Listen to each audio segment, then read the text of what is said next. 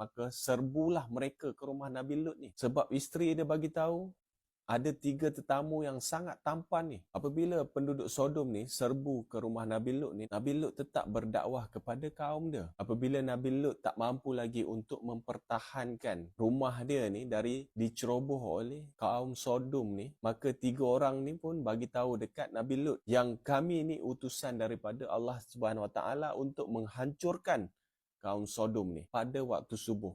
Dan subuh telah pun hampir tiba. Lepas tu orang yang nak serbu rumah Nabi Lut ni, dia tolak pintu ni sampai pecah pintu ni. Masuklah dia ke dalam rumah Nabi Lut ni.